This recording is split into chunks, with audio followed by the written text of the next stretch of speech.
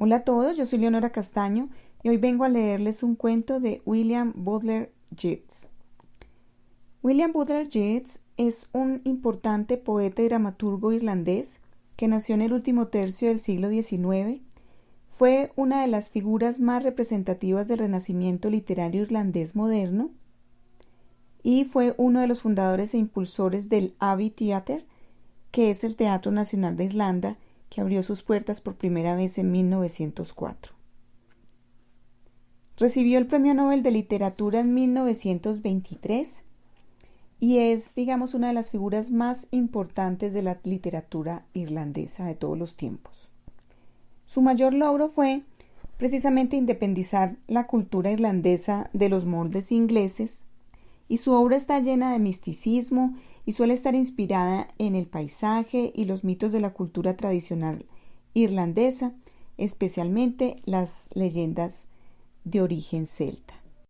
En el día de hoy les traigo un cuento que se llama Costello el Orgulloso, la hija de MacDiarmid y la lengua viperina, que viene precisamente en un libro que se llama Mitologías, de Editorial Acantilado, que uno de sus traductores es Javier Marías. Es una belleza de libro y en donde uno puede encontrar fácilmente los temas de interés de Yeats. El cuento dice así: Costello había vuelto de los campos y estaba tumbado en el suelo delante de la puerta de su cuadrado torreón, con la cabeza descansando entre sus manos, contemplando la puesta del sol y haciendo conjeturas sobre los cambios atmosféricos. Aunque la indumentaria de Isabel y de Jacobo ya casi pasaba de moda en Inglaterra, había empezado a imponerse entre la pequeña nobleza rural. Él todavía llevaba la amplia capa de los irlandeses nativos, y tanto la imperturbable confianza de su semblante como su cuerpo robusto denotaban el orgullo y la fuerza de una época más sencilla. Sus ojos fueron de la puesta del sol a donde la larga y blanca carretera se perdía al sureste tras el horizonte, y luego a un jinete que ascendía lenta y trabajosamente la colina. Minutos después, el jinete se encontraba ya lo bastante cerca como para que su cuerpo menudo y desgarbado, su larga capa irlandesa, la desvencijada gaita que colgaba de sus hombros y el rocín de áspero pelaje que montaba, pudieran distinguirse con claridad en la gris luz crepuscular. Al llegar a una distancia desde donde podía oírsele, empezó a gritar: «¿Durmiendo es como estás, Tumus Costello, mientras que a hombres de más valía se les parte el corazón por los anchos y blancos caminos? Levántate de ahí, orgulloso Tumus, pues te traigo noticias. Levántate de ahí, grandísimo bobo. Sacúdete el polvo de la tierra, mala hierba de hombre». Costello se había puesto en pie y cuando el gaitero llegó a su lado le agarró por el cuello de la casaca, le sacó en volandas de la silla de montar y empezó a zarandearle. «Déjame en paz», protestó el otro, pero Costello siguió zarandeándole. «Te traigo noticias de una, la hija de MacDiarmid». Los fuertes dedos se soltaron y el gaitero cayó al suelo, dando boqueadas. «¿Por qué no me dijiste?», preguntó Costello, «que venías de su parte? Te habría facilitado las cosas». «Vengo de su parte, pero no diré nada hasta que no me pagues por el vapuleo». Costello echó mano de la bolsa en que llevaba el dinero, y pasó cierto tiempo antes de que pudiera abrirla, pues sus manos temblaban. «Aquí tienes todo el dinero de mi bolsa», le dijo, dejándole caer unas cuantas monedas francesas y españolas en la mano del gaitero, que mordió las piezas antes de decidirse a contestar. «Bien, el precio es justo, pero no he de hablar hasta que no cuente con protección segura, pues si los MacDiarmid me ponen la mano encima en alguna vereda después de que haya anochecido, o en Colabeen cuando sea de día, me dejarán hasta que me pudra entre las ortigas y alguna zanja. Y me colgarán donde colgaron aquellos ladrones de caballos. El último Beltane hizo 4 años, y mientras hablaba, amarró las riendas de su rocín a una herrumbrosa barra de hierro que estaba empotrada en el muro. «Te haré mi gaitero y mi escudero», dijo Costello, «y no hay quien se atreva a ponerle la mano encima a nada, sea hombre o perro, que pertenezca a Tumus Costello». «Y solo te diré mi mensaje», añadió el otro, arrojando la silla de montar al suelo, «con un vaso de whisky en mi mano, pues aunque vaya cubierto de harapos y con el estómago vacío, mis antepasados iban bien vestidos y bien comidos, hasta que los Dillon, a quienes todavía he de ver aullar en la boca del infierno, incendiaron hace 7 siglos su casa y se llevaron su ganado». Costello le condujo por una estrecha escalera de caracol de piedra, arriba a una cámara alfombrada de juncos que carecía de cualquiera de las comodidades que empezaban a ser ya comunes entre la pequeña nobleza rural, y le señaló un asiento junto a la gran chimenea, y cuando el gaitero se sentó, llenó un vaso de cuerno y se lo puso delante en el suelo, y a su lado una jarra, y entonces se volvió hacia él y le preguntó: «Dwalach, hijo de Dalí, ¿va a reunirse conmigo la hija de Macdermot?» «La hija de Macdermot no se reunirá contigo, pues su padre ha puesto a varias mujeres para que la vigilen, pero he de decirte que tal día como hoy, dentro de una semana, será la víspera de San Juan, la noche de sus esponsales con Magnamara del Lago, y ella quiere que tú estés allí para que cuando le digan que beba por aquel a quien más ama, pueda hacerlo por ti, Tumus Costello, y que así todos sepan dónde está su corazón. Yo, por mi parte, te aconsejo que lleves hombres valientes contigo, pues vi con mis propios ojos aquellos ladrones de caballos». Y entonces le tendió a Costello el vaso ya vacío y exclamó: «Lléname el vaso otra vez, y ojalá llegue el día en que toda el agua del mundo quepa en una concha de caracol marino y no haya más que whisky para beber». Viendo que Costello no contestaba, sino que tomaba asiento como abstraído en un sueño, gritó: «Lléname el vaso, te digo, pues ningún Costello es tan principal en este mundo que no pueda esperar por un Dalí, por más que el Dalí vaya con su gaita por los caminos y Costello posea una colina pelada, una casa vacía y un puñado de vacas». «Ensalza los Dalí si te place», contestó Costello mientras le llenaba el vaso, «pues me has traído dulces palabras de mi amada». Los días siguientes, Dwalach anduvo de aquí para allá tratando de reclutar una escolta, y todos los hombres que se encontraban se sabían alguna historia de Costello. Uno le contó cómo, cuando no era aún más que un chiquillo, mató a un luchador, apretando con tal fuerza el cinturón que le ceñía a ambos que el fornido luchador le rompió la espalda. Otro cómo había conducido una partida de caballos salvajes a través de un vado por una simple apuesta. Un tercero, cómo siendo ya un hombre, había partido la herradura de acero en mayo.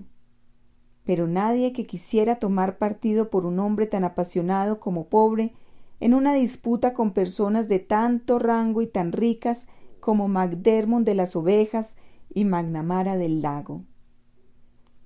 Costello salió entonces él mismo y volvió con un tipo grandulón y medio imbécil, un gañán de una granja que le adoraba por su fuerza, un grueso granjero cuyos antepasados habían servido a su familia, y un par de mozalbetes que cuidaban de sus cabras y de sus vacas, y les hizo formar delante del fuego.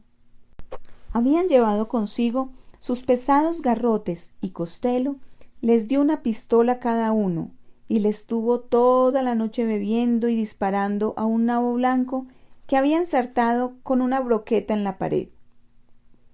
Dwalach se sentó en el banco junto a la chimenea y se puso a tocar el verde manojo de juncos, el torrente de Unchón y los príncipes de Breffni, con su gaita vieja, y a burlarse bien del aspecto de los tiradores y de su torpe puntería, bien del propio Costello por no contar con mejores sirvientes. El gañán, el tipo medio imbécil, el granjero y los muchachos estaban más que acostumbrados a las burlas de Dwalach, pero no dejaba de extrañarles la tolerancia de Costello, que si bien rara vez acudía a duelos o esponsales, en caso de hacerlo, no se habría mostrado tan paciente con las chanzas de ningún gaitero. Al día siguiente, por la tarde, se pusieron en camino para Colavín, Costello montando un caballo bastante aceptable y ciñendo espada, y los demás a lomos de ponis de áspero pelaje y con sus garrotes bajo el brazo. Mientras avanzaban por pantanos y veredas, podían ver hogueras que contestaban a otras hogueras de colina a colina, de horizonte a horizonte, y por todas partes grupos que bailaban al rojo resplandor de las fogatas de turba.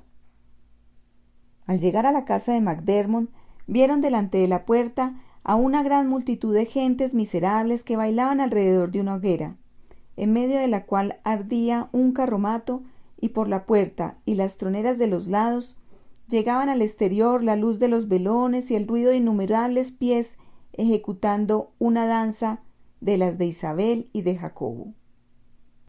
Ataron los caballos a unos arbustos, pues el número de los allí amarrados indicaba que los establos estaban llenos, y tras abrirse paso por entre la multitud de campesinos que se agolpaba delante de la puerta, entraron en la gran sala donde tenía lugar el baile. El gañán, el tipo medio imbécil, el granjero y los dos muchachos se mezclaron con un grupo de sirvientes asomados a una alcoba, y Dualac tomó asiento en el banco de los gaiteros. Pero Costello se abrió paso hasta donde se hallaba MacDermot, que estaba sirviendo whisky, y McNamara a su lado. «Tumus Costello», dijo el anciano, «muy bien has hecho en olvidar el pasado y acudir a los esponsales de mi hija». «He venido», respondió Costello, «porque cuando en tiempos de Costello da Angelo mis antepasados vencieron a tus antepasados y después firmaron la paz, hicieron un trato por el cual un Costello siempre podría acudir con su séquito y su gaitero a todas las fiestas de los MacDermot, e igualmente un MacDermot con séquito y gaitero a todos los que diera un Costello. Si vienes con aviesas intenciones y con hombres armados, contestó MacDermot, poniéndose rojo, de poco te valdrá tu destreza con las armas, pues varios de los miembros del clan de mi mujer han venido desde mayo, y mis 3 hermanos y sus sirvientes han bajado de las montañas del Buey. Y mientras hablaba tenía la mano oculta bajo su capa, como apretando la empuñadura de un arma. «No», replicó Costello, «no he venido más que para bailar una danza de despedida con vuestra hija». MacDermot sacó la mano de debajo de la capa y se acercó a una pálida joven que se hallaba de pie, no lejos de ellos, con los ojos clavados en el suelo. «Costello ha venido para bailar un baile de despedida, pues sabe que ya no volveréis a veros jamás». Mientras Costello la conducía por entre los bailarines, sus ojos dulces y humildes admiraban enamorados su orgullo y su violencia. Ocuparon su puesto en la pavana, esa danza cortesana que, junto con la zarabanda, el galet y las danzas de Morris, había desplazado en todas partes, salvo entre la pequeña nobleza rural más genuinamente irlandesa, a las danzas de antaño, de ritmos más rápidos, intercaladas de versos y llenas de pantomima. Y mientras bailaban les invadió ese hastío del mundo, esa melancolía, esa compasión del uno por el otro que son la exultación del amor. Y cuando una danza terminaba y los gaiteros dejaban a un lado sus gaitas y alzaban las jarras, seguían allí, de pie, un tanto apartados de los demás, esperando pensativos y en silencio que empezara la pieza siguiente, y que el fuego brotara de sus corazones y les inflamara de nuevo. Y así bailaron la pavana y la zarabanda, el galet y las danzas de Morris toda la noche, y muchos se paraban a contemplarles y los campesinos se asomaban a la puerta para escudriñar, como si se dieran cuenta de que algún día, pasados muchos años, habrían de reunir a su alrededor a los hijos de sus hijos y les contarían que ellos habían visto a Costello bailar con una, la hija de MacDermot. Y en medio del baile y de la música de las gaitas, McNamara iba de un lado a otro hablando a voces y gastando bromas estúpidas, para que todo pareciera normal, y el viejo MacDermot, esperando que rayara el alba, iba poniéndose cada vez más rojo. Al fin creyó llegando el momento de terminar, y en una pausa, al acabar una danza, anunció que su hija iba a beber la copa de sus esponsales. Entonces, una se acercó a donde él estaba, y los invitados formaron un semicírculo a su alrededor. Costello junto a la pared, y el gaitero, el gañán, el granjero, el tipo medio imbécil, y los dos mozalbetes inmediatamente detrás de él.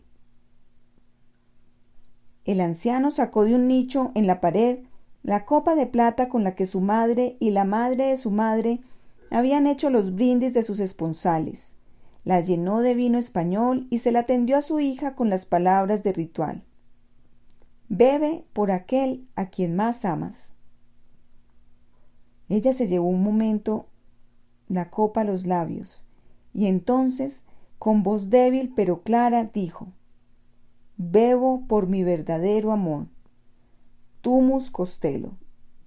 Y entonces la copa rodó por el suelo, sonando como si fuera una campana, pues el anciano la había golpeado en el rostro y la copa había caído, y se hizo un profundo silencio. Entre los sirvientes que ahora habían salido de la alcoba había muchos hombres de McNamara, y uno de ellos, un narrador y poeta que tenía asignados plato y silla en las cocinas de McNamara, sacó de su cinto un puñal francés, pero Costello enseguida le derribó por tierra. Y si no hubiera sido por los murmullos y los gritos de los campesinos que llenaban la puerta y de los que se agolpaban fuera, detrás, el ruido del acero se habrían generalizado inmediatamente, pues todos sabían que aquellos no eran hijos de los irlandeses de la reina, sino de los fieros irlandeses de las orillas del lago Galbraith y del lago Cara, los Kelly, Dockery, Drury, O'Regan, Mahon y Lavin, que habían dejado sin bautizar el brazo derecho de sus hijos para que así pudieran asestar mejor los golpes, e incluso se decía que habían nombrado a los lobos padrinos de sus retoños. Los nudillos de Costello estaban blancos de apretar la empuñadura de su espada, pero enseguida retiró la mano y seguido por los que le acompañaban, se dirigió hacia la puerta, y los bailarines le abrían paso, los más con gesto airado y lentamente, mientras lanzaban miradas a los campesinos que murmuraban y gritaban. Pero lo sabían también que se hacían a un lado de buen grado y con rapidez, pues la gloria de su fama le acompañaba. Cruzó por entre los fieros y amistosos semblantes campesinos y llegó hasta los arbustos en donde estaban atados su caballo y los ponis, y montó e hizo montar a sí mismo a su escolta y enfilaron la angosta vereda.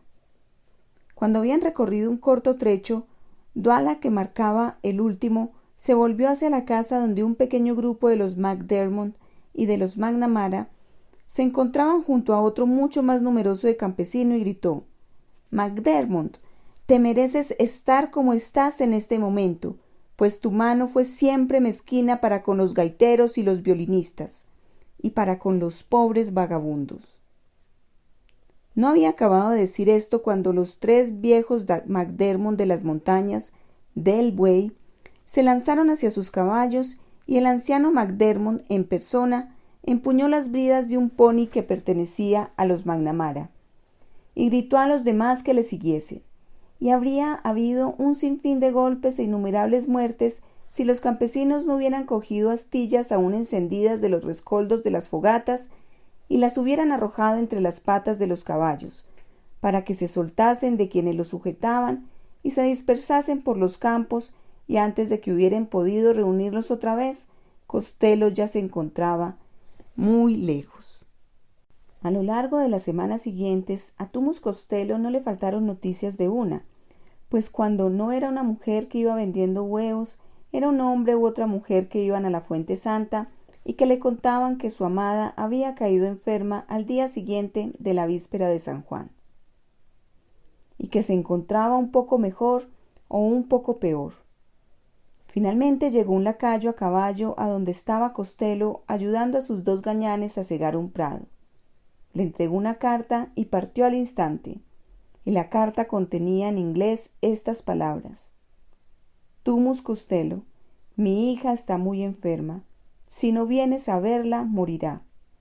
Te ordeno, por tanto, que acudas junto a aquella cuya paz robaste mediante traición. Costello tiró la guadaña, mandó a uno de los muchachos a por Dualac y él ensilló su caballo y el pony de Dualac.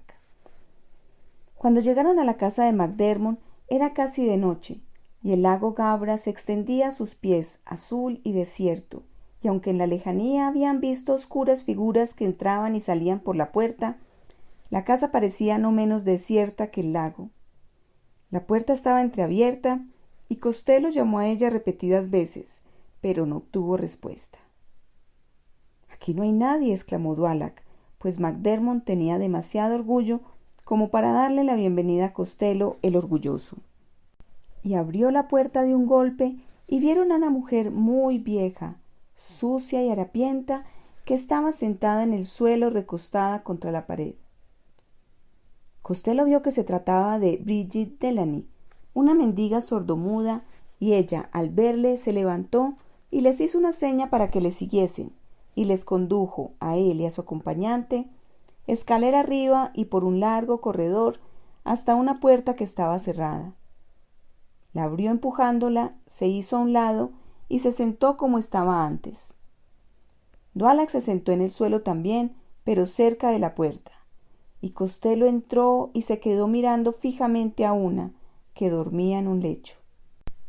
Tomó asiento a su lado en una silla y esperó, y así pasó mucho tiempo, y ella seguía dormida, y entonces Dualac le dijo con señas desde la puerta que la despertase.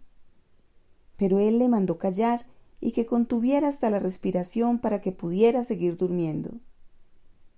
Poco después se volvió a Dualac y le dijo: «No es prudente que me quede aquí si no hay nadie de su familia, pues el vulgo es siempre muy dado a culpar a la que es hermosa». Y entonces bajaron a la puerta de la casa y se quedaron allí esperando, pero fue haciéndose de noche y nadie apareció. «Algún necio sería el que te puso Costello el orgulloso», exclamó al fin Dualac, «pues si te hubiera visto esperando y esperar, donde no han dejado más que a una mendiga para recibirte, Costello el humilde es lo que te habría llamado». Entonces Costello montó a caballo y montó Dualac, pero cuando no llevaban más que un corto trecho recorrido, Costello tiró de las riendas e hizo detenerse a su caballo. Pasaron muchos minutos y entonces exclamó Dualac: «No me extraña que tengas miedo de ofender a MacDermot, pues tiene muchos hermanos y amigos, y aunque es ya viejo, es hombre fuerte y con bríos, y además es uno de los irlandeses de la reina, y los enemigos del Gael están de su parte». Y Costello, poniéndose rojo y con la mirada vuelta hacia la casa, contestó: «Juro por la Madre de Dios que si no salen en mi búsqueda antes de que atraviese el vado del río Oscura, no he de volver allí jamás». Y reanudó la marcha, pero con paso tan lento que el sol se ocultó y los murciélagos empezaron a volar sobre los pantanos. Al llegar al río deambuló un rato por la orilla, pero luego se metió en él hasta el medio y detuvo su caballo, donde había poca profundidad. Dualac, por su parte, cruzó en la otra orilla, un poco más arriba, donde el río era más profundo, y allí esperó. Transcurrió un buen rato, y entonces Dualac le gritó de nuevo, y esta vez con gran acritud: «El que te engendró era un estúpido, y una estúpida la que te parió, y estúpidos son los que dicen que perteneces a un antiguo y noble linaje, pues de quienes desciendes es de esos mendigos de medroso semblante que iban de puerta en puerta postrándose ante los sirvientes». Con la cabeza agachada, Costello atravesó el río y se plantó a su lado, y si no hubiera sido por un ruido de cascos en la orilla opuesta y un jinete que venía chapoteando a su encuentro, le habría respondido.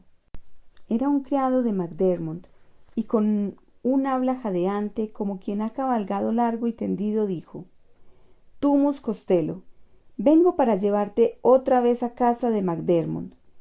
Cuando ya te habías ido, su hija Una despertó y pronunció tu nombre, pues estabas presente en sus sueños. Bridget Delany, la muda, vio que sus labios se movían, vino al sitio donde nos ocultábamos en el bosque que domina la casa y cogiendo a MacDermot por la mano le llevó junto a su hija. Él vio la desdicha que la afligía y me ordenó que montara su propio caballo y que te condujera allí lo antes posible. Costello se volvió entonces hacia el gaitero Dulac y agarrándole por la cintura le sacó de la silla de montar y le arrojó contra una piedra de gran tamaño que había en el río, hundiéndose sin vida en las profundidades.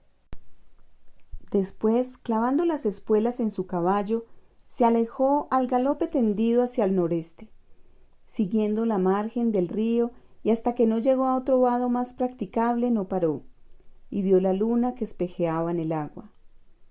Se detuvo un momento indeciso, después atravesó el vado, cruzó las montañas del Buey y empezó a bajar hacia el mar, con los ojos fijos casi todo el tiempo en la luna.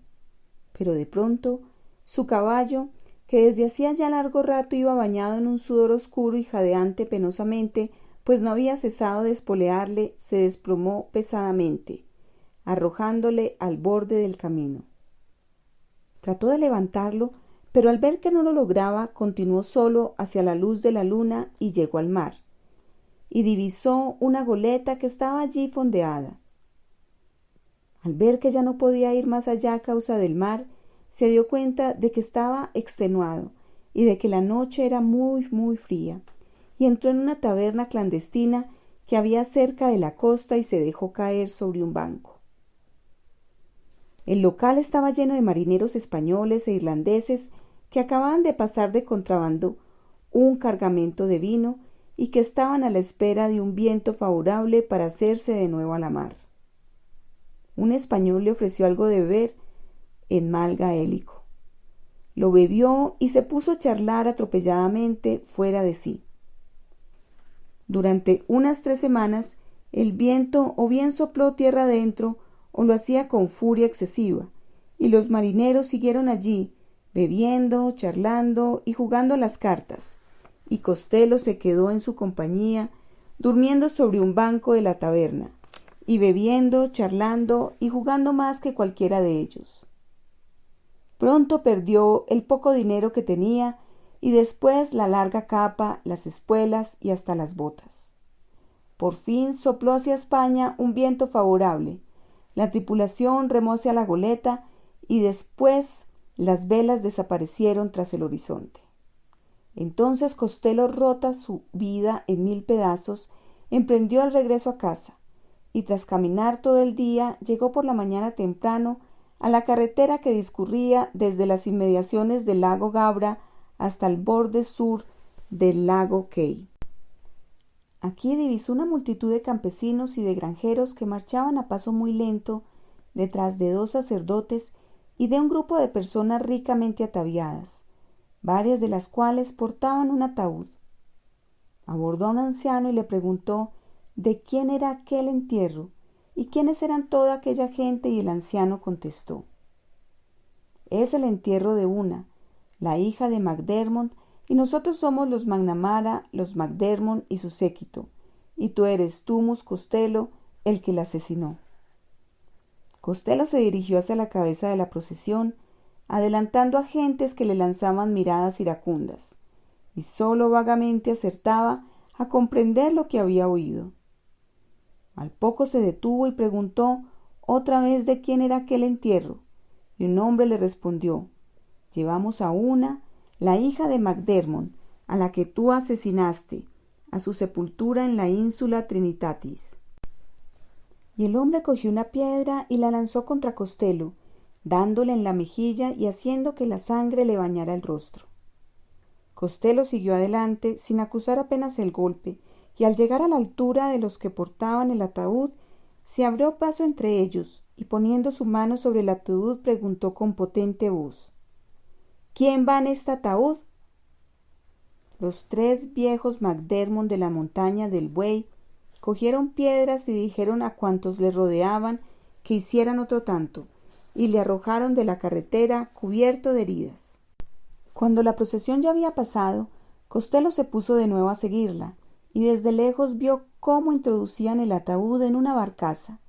La comitiva montaba en otra, y cómo las barcazas surcaban lentamente las aguas hacia la ínsula Trinitatis. Al cabo de un rato, vio regresar las barcazas. Sus pasajeros se confundieron con la multitud de la orilla y todos se dispersaron por innumerables caminos y veredas. Le pareció que una estaría en algún punto de la isla sonriendo dulcemente, y cuando todos se habían ido, hizo a nado el mismo recorrido que las barcazas habían hecho a remo. Halló la recién cavada sepultura junto a las ruinas de la abadía y se arrojó sobre ella, llamando a una para que se reuniera con él. Permaneció allí tendido toda aquella noche y todo el día siguiente, llamándola de cuando en cuando para que acudiera a su lado, pero al llegar la tercera noche había ya olvidado que su cuerpo yacía bajo tierra y sólo sabía que ella se encontraba cerca, en alguna parte, y que no quería reunirse con él. Justo antes del alba, a esa hora en que los campesinos oyen aún los fantasmales gemidos de su voz, gritó con fuerza: «Una, si no vienes junto a mí, me iré y ya no volveré jamás». Y antes de que se extinguiera el eco de su voz, un viento frío y arremolinado sopló sobre la isla y vio a las mujeres de los Cide que cruzaban velozmente. Y detrás marchaba una, pero ya no sonreía, sino que cruzó por delante de él con paso rígido y encolerizado semblante, y al pasar le golpeó en el rostro gritándole: «Entonces vete y no vuelvas más». Costello se levantó de la sepultura y sólo entendía que había enojado a su amada y que ésta deseaba que se fuera, e introduciéndose poco a poco en el lago empezó a nadar. Y siguió nadando, pero sus miembros parecían demasiado extenuados como para mantenerle a flote. Y cuando llevaba recorrido un corto trecho, se hundió sin ofrecer resistencia. Al día siguiente, un pescador lo encontró entre las cañas de la ribera, tendido sobre la blanca arena del lago, y lo transportó a su casa. Y los campesinos acudieron a llorarle y a entonar un canto fúnebre y le enterraron en la abadía de la ínsula Trinitatis, donde sólo el altar, en ruinas, se interponía entre él y la hija de MacDiarmid. Y sobre sus tumbas plantaron 2 fresnos que, con el paso de los años, entrelazaron sus ramas y fundieron sus hojas. Y hasta aquí va el cuento. Soy Leonora Castaño y les envío un abrazo. Si les gustó el cuento, no olviden darle like. También pueden suscribirse en mi canal de YouTube, El Cuarto de Atrás, Leonora Castaño, para que lo encuentren más fácil, y oír todos los demás cuentos que hemos subido a mi podcast, El Cuarto de Atrás, en Spreaker, Spotify. Gracias.